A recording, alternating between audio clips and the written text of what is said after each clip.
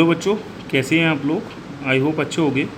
देखिए, कुछ ऐसे लग रहा कि प्रॉब्लम्स हैं प्रैक्टिस के लिए मैं आप लोगों को लेके आया हूँ। ठीक है, जिससे कि आपकी और अच्छे से प्रैक्टिस हो जाए। ठीक है, अच्छे अच्छे क्वेश्चंस भी हैं इसमें। ठीक है, तो आप लोग देखिए, सबसे पहले एग्जाम्पल 9 देखिए। चलिए, ठीक है, एग्जाम्पल 9 क्या कह रहा है ये देखिए। सॉरी, देखिए यहाँ पे एग्जाम्पल 9 देखेंगे अगर हम, तो एग्जाम्पल 9 क्या कह रहा है आप देख सकते हैं, पढ़ सकते हैं। एक तो ये एग्जाम्पल 9 है, ये एग्जाम्पल 9 है। ठीक है, एग्जाम्पल 9 देखिए, इसमें फ्रिक्वेंसी दे रखी है 100 हर्ट्ज़ और इंडक्टेंस दे रखा है बेटा 14 मिली हेनरी। ठीक है, तो यहाँ पर आप देख सकते हैं फ्रिक्वेंसी कितनी दे रखी है। फ्रिक्वेंसी क्वेश्चन में गिवन है कितनी है, 100 हर्ट्ज़ है। ठीक, और इंडक्टेंस कितना दे रखा बच्चा, 14 मिली हेनरी। ठीक है, तो कह रहा है रिएक्टेंस बताइए। अब बताइए, जब कभी भी इंडक्टर लगा होता है एसी सर्किट में, तो ये प्योर इंडक्टर का केस बन गया बेटा। ठीक है, जो भी हम वोल्टेज देते हैं, ठीक है, वो देते हैं E0 sin ओमेगा टी, ये तो पता ही होगा, ये बताया भी था आपको। ये इंडक्टेंस होता है L। ठीक, अब तुमसे पूछ रहा क्या रहा है, रिएक्टेंस पूछ रहा है। तो इंडक्टर के केस में रिएक्टेंस क्या होता है, इंडक्टिव रिएक्टेंस, जिसकी वैल्यू होती है ओमेगा L, और ओमेगा बराबर होता है 2πf इंटू L। तो देखिए 2 इंटू पाई की वैल्यू आप लगा दीजिएगा 22/7 बेटा, फ्रिक्वेंसी लगा दीजिए 100 और इंडक्टेंस की वैल्यू कितनी है 14 इंटू 10⁻³ तो चलिए सॉल्व कर लीजिएगा इसे। ठीक है, तो कितना आ जाएगा ये 88 इंटू 10⁻⁻1 लगभग 8.8 ओम आ जाएगा। ठीक है, तो इस तरीके से आपने एग्जाम्पल 9 कर लिया। चलिए एग्जाम्पल 10 देख लीजिए। एग्जाम्पल 10 भी सिंपल है। ठीक है, एग्जाम्पल 10 क्या कह रहा है, एक प्योर इंडक्टर है जिसका इंडक्टेंस दे रखा है बेटा, देखिए तो कितना दे रखा है 25 मिली हेनरी। ठीक, और जो है इस कितने वोल्टेज से दे रखा है, आरएमएस वोल्टेज दे रखे हैं आपको क्वेश्चन में 220 वोल्ट। ठीक है, और पूछा इंडक्टिव रिएक्टेंस बता दीजिए और आरएमएस करंट बता दीजिए अगर फ्रिक्वेंसी इतनी है। फ्रिक्वेंसी और दे रखी है आपको कितनी, 50 हर्ट्ज़। और इसमें पूछ रहा है इंडक्टिव रिएक्टेंस बताइए एक्सएल, और क्या पूछ रहा है आरएमएस करंट बता दीजिए। दोनों चीज़ पूछ रहा है आपसे। तो चलिए आरएमएस एक्सएल निकाल लीजिए। सबसे पहले एक्सएल बराबर होता है 2πf इंटू एल। तो यहाँ पे 2 इंटू पाई की वैल्यू लगा दीजिएगा 22/7, वही कर लीजिए। फ्रिक्वेंसी 50 लगा दीजिएगा और एल की वैल्यू लगा दीजिएगा 25 इंटू 10⁻⁻, मिली है तो 10⁻³ हो जाएगा। तो यहाँ से एक्सएल की वैल्यू निकल के आ जाएगी आपके पास, जो भी आएगी 7.85 ओम दिखा रहा है। ठीक है, अब आपको आरएमएस करंट निकालना है। वोल्टेज तुम्हें पता है, रजिस्टेंस तुम्हें पता चल गया, तो करंट निकालना है। करंट बराबर होता है वोल्टेज अपॉन रजिस्टेंस।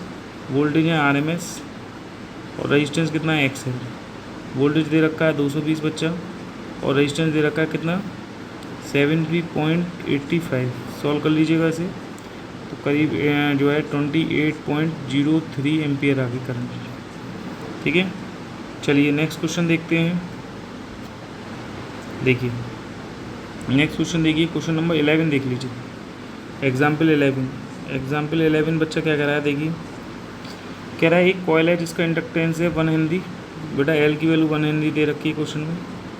अब दे रखा है at what frequency will have the reactance इतना। फ्रिक्वेंसी दे रखी है एट वॉट फ्रिक्वेंसी पूछ रहा है। रिएक्टेंस दे रखा है, रिएक्टेंस होगा एक्सएल होगा, क्योंकि ये इंडक्टेंस दे रखा है तो एक्सएल की वैल्यू हो गई दे रखी है 3142 ओम। सही है, तो बताओ एक्सएल बराबर होता है ओमेगा इंटू एल। ओमेगा होता है 2πf इंटू एल। सही है, तो एक्सएल की वैल्यू दे रखी है 3142। 2 इंटू पाई की वैल्यू वही लगा दीजिएगा 3.142 लगा दीजिएगा। 3.14 होती है लेकिन 142 लगा देंगे क्योंकि 3142 आ रहा है। ठीक है, इंटू फ्रिक्वेंसी बच्चा पूछिए इसने, एल की वैल्यू 1 दे रखी है, तो फ्रिक्वेंसी कितनी आ जाएगी 3142 डिवाइडेड बाई 2 इंटू 3.142। भाई पॉइंट हटा दीजिएगा, ऊपर 3 जीरो लगा देना, ये कैंसिल आउट हो गया और 2 से काट दिएगा 500। फ्रिक्वेंसी आ जाएगी 500 हर्ट्स आ जाएगी, इतनी फ्रिक्वेंसी आ जाएगी आपकी। ठीक है, अब क्या कह रहा है क्वेश्चन में, आगे पढ़िए। What should be the, capacity of the capacitor which has same reactance at that frequency, capacity of capacitor which have same reactance at that frequency, इस फ्रीक्वेंसी पर कह रहा है क्वेश्चन में कि जो एक्सएल है वो एक्सी के बराबर होगा। ठीक है, रिएक्टेंस बराबर कहना है ना, इस रिएक्टेंस मतलब एक्सएल और एक्सी। तो एक्सएल की वैल्यू तो तुम्हें पता ही है भाई क्या होती है, और एक्सी के लिए पूछ रहा है, कैपेसिटी पूछ रहा है, तो एक्सएल तो तुम्हें पता चल ही गया। यहाँ से एक्सएल की वैल्यू तो दे रखी है 3142, और ये होता है 1/ओमेगा सी, ओमेगा होता है 2πf इंटू सी। सही है, तो सी की वैल्यू निकल जाएगी यहाँ से, ये आ जाएगा 1/2 into pi into F into 3142। सही है बच्चा, तो सी की वैल्यू देखो 1/2 इंटू पाई की वैल्यू वही 3.142, फ्रिक्वेंसी 500 दे रखी है, इंटू 3142 और कर लीजिए आप। सही है, तो ये सब सॉल्व कर लेंगे ना आप, तो ये आंसर आ जाएगा लगभग आपका 0.11 इंटू 10⁻⁻6 फेराड। सॉल्व कर लेना। पिको इसे माइक्रो फेराड भी लिख सकते हैं, 10⁻6 को माइक्रो फेराड लिख सकते हैं, तो 0.11 माइक्रो फेराड भी लिख सकते हैं इसे। ठीक है, तो ये क्वेश्चंस जो है ईजीली हैं, ईजी क्वेश्चंस हैं, तो बहुत ज़्यादा टफ नहीं है। ये क्वेश्चन बहुत प्यारा क्वेश्चन है। देखिए क्वेश्चन एग्जाम्पल 11-12 को, ये बोर्ड में आया हुआ 2020 में आया है। ठीक है, चलिए देखिए एग्जाम्पल 20 को, देखिए एग्जाम्पल नंबर देखिए 20। इसमें इंडक्टेंस की वैल्यू दे रखी है 5/पाई, बहुत अच्छा, हेनरी है। ठीक है, उसके बाद आरएमएस वोल्टेज दे रखे हैं आपको 200 वोल्ट, फ्रीक्वेंसी दे रखी है 50 हर्ट्ज। कह रहा है आरएमएस करंट और पीक वैल्यू ऑफ करंट की बताइए किसी इंडक्टर में क्या होगी। तो बच्चा आरएमएस करंट चाहिए, ठीक है, और पीक करंट चाहिए आपको, आरएमएस और पीक वैल्यू ऑफ करंट। कोई बात नहीं, बहुत सिंपल है। सबसे पहले तो रजिस्टेंस निकाल लो। एक्सएल बराबर होता है ओमेगा एल, ओमेगा हो गया 2πf इंटू एल। चलिए 2 इंटू पाई की वैल्यू 3.14, फ्रिक्वेंसी 50 दे रखी है, एल की वैल्यू लगा लो, या इसको 5/पाई है ना, इसको ही पाई रहने दो। ठीक है, ये जो आपने चेंज किया है इसको रहने दो, इसको आप चेंज मत करो, इसको पाई रहने दो, क्योंकि वहाँ पाई से पाई कट जाएगा ना, इसीलिए। तो ये हो गया, ये 100 हो गया, 100 में 5 का मल्टीप्लाई करो 500 ओम आ गया, ये रेजिस्टेंस आ गया हमारा। हाँ, अब रेजिस्टेंस आ गया तो वोल्टेज करंट निकाल सकते हो। करंट बराबर होता है वोल्टेज अपॉन रेजिस्टेंस, वोल्टेज होता है आरएमएस वोल्टेज, और रेजिस्टेंस क्या है एक्सएल, क्योंकि इंडक्टर लगा हुआ ना, इंडक्टर का रेजिस्टेंस इंडक्टिव रिएक्टेंस होता है। ठीक है, आरएमएस वोल्टेज दे रखे हैं 200 और रेजिस्टेंस दे रखा है 500, 2 जीरो से जीरो काट दो, 0.4 एम्पियर करंट आ गई, ये 0.4 एम्पियर आएगी। देखिए यही करंट आ रही है।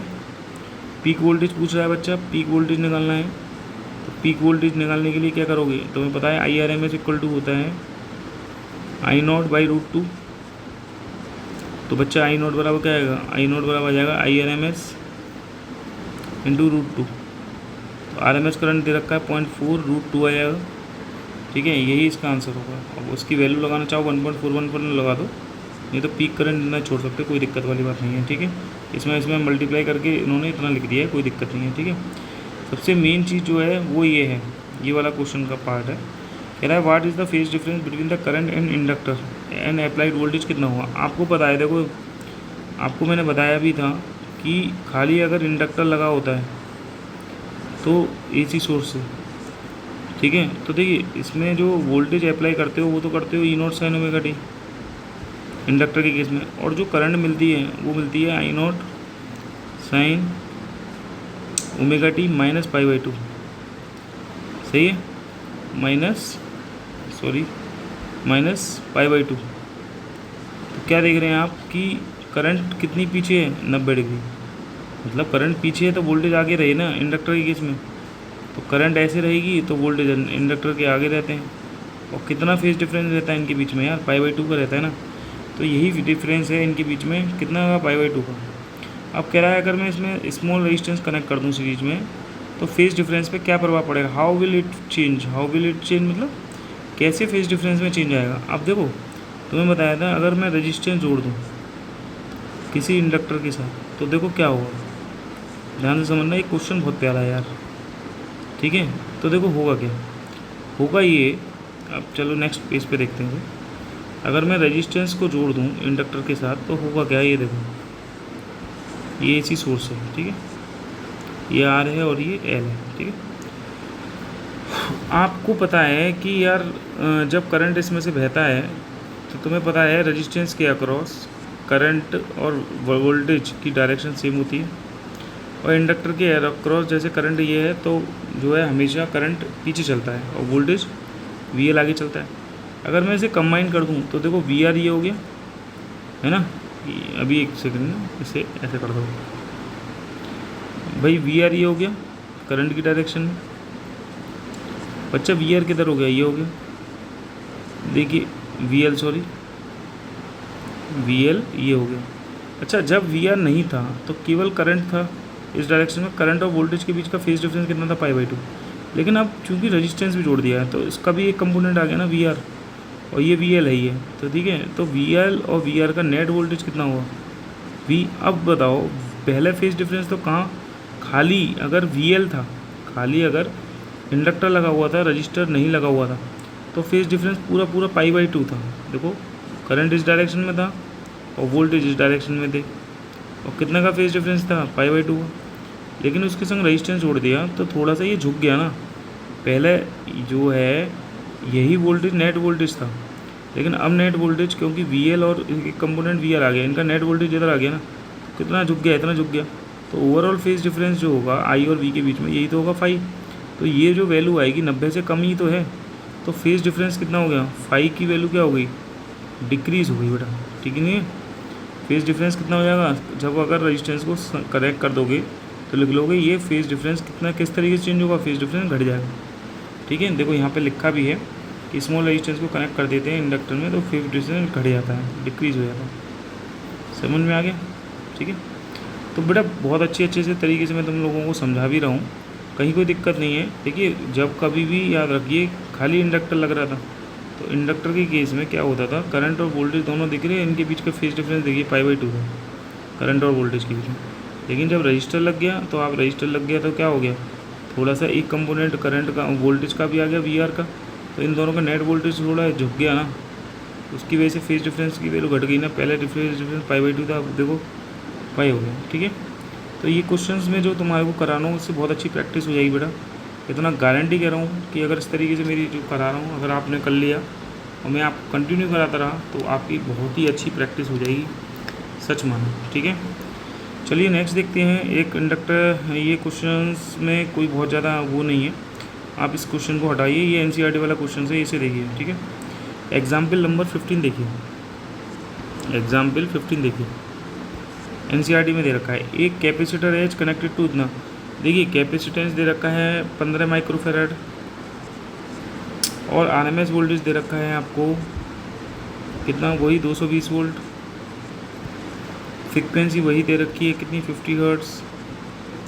चलिए कैपेसिटिव रिएक्टेंस पूछ रहा है, XC पूछ रहा है, XC होता है 1/ωc और बेटा ओमेगा होता है 2πf × C, सब चीज़ तुम्हें दे रखी है, देखो 1/2 × पाई की वैल्यू वही 3.14 लगा दो या 22/7 लगा दो, फ्रिक्वेंसी वैल्यू वही C, और C कितना है 15 गुणा उसके बाद -6, वही ऐसे सॉल्व कर लेना, ठीक है।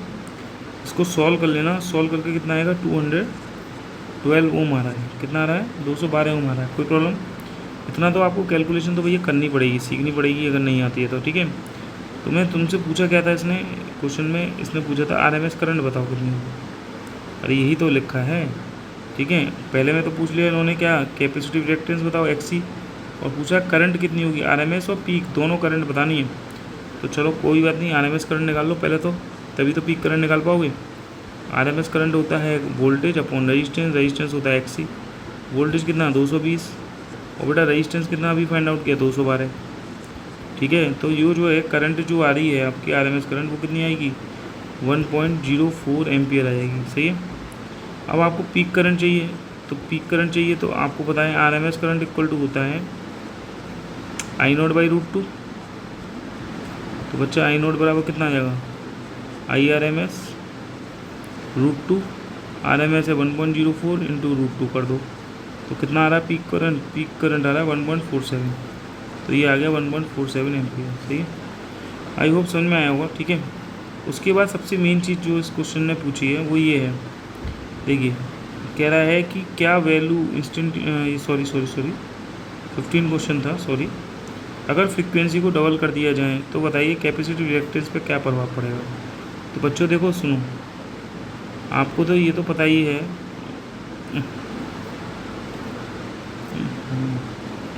देखिए कैपेसिटिव रिएक्टेंस पे क्या प्रभाव पड़ेगा। तो देखिए 1/ओमेगा सी होता है, ओमेगा होता है 2πf इंटू सी। तो कैपेसिटिव रिएक्टेंस इन्वर्सली प्रोपोर्शनल है फ्रीक्वेंसी के। अगर फ्रीक्वेंसी को तुमने बढ़ा के डबल कर दिया तो कैपेसिटिव रिएक्टेंस कितना हो जाएगा, हाफ हो जाएगा। ध्यान रखना, क्या हो जाएगा, हाफ हो जाएगा। ठीक है बेटा, कितना लिखा है यहाँ पे, देखिए आंसर भी देख सकते हैं, कितना हो जाएगा, कैपेसिटिव रिएक्टेंस हाफ हो जाएगा। और करंट पे क्या प्रभाव पड़ेगा, तो देखो भैया करंट जो होता है, ये बताओ करंट क्या होता है। करंट जो होता है, अगर आरएमएस करंट की बात करूँ तो वोल्टेज अपॉन रेजिस्टेंस होता है ना। तो देखो एक मिनट बताओ, करंट इक्वल टू हो गया वोल्टेज, आरएमएस वोल्टेज होता है 1/2πf इंटू सी। तो ये ऊपर पहुँच गया। तो बच्चों आरएमएस करंट कितना आएगा, 2πf इंटू सी इंटू ERMS। तो कहीं ना कहीं इस रिलेशन से देख लो, इस रिलेशन से आपको क्या दिख रहा है कि जो करंट है वो फ्रीक्वेंसी के डायरेक्टली प्रोपोर्शनल है। यहाँ लिख दे रहा हूँ, करंट जो है फ्रीक्वेंसी के डायरेक्टली प्रोपोर्शनल है। अगर फ्रीक्वेंसी को डबल कर दोगे तो बताओ करंट क्या हो जाएगी, डबल नहीं हो जाएगी, बोलो हो जाएगी नहीं हो जाएगी। तो ये पूछा है ना आंसर में, करंट कितनी हो जाएगी, डबल हो जाएगी। देख लो करंट डबल हो गई, क्यों हो गई बच्चा, इसका आंसर बता दिया, क्योंकि करंट इक्वल टू होता है voltage upon resistance 1/2πf into C, ये ऊपर पहुँच जाएगा। तो ये हो जाएगा। ठीक है, तो ये क्वेश्चंस थे, इंपॉर्टेंट क्वेश्चंस थे जो मैंने आप लोगों को बताए। आई हो ठीक है, समझ में आए होंगे, इतने क्वेश्चंस करे हो आपने। ठीक है, चलिए इतना बहुत है आज। ठीक, क्वेश्चंस की प्रैक्टिस कर ली, जो मैं करा रहा हूँ उस तरीके के क्वेश्चंस करते रहिए, मेरे संग जुड़े रहिए। ठीक है, इतना बिलीव कराता हूँ कि आपको सारी चीज़ें क्लियर होती जाएंगी। ठीक है, कई चीज़ें निकल के आती हैं तो उनको ध्यान से नोट कर लें। ठीक है, थैंक यू।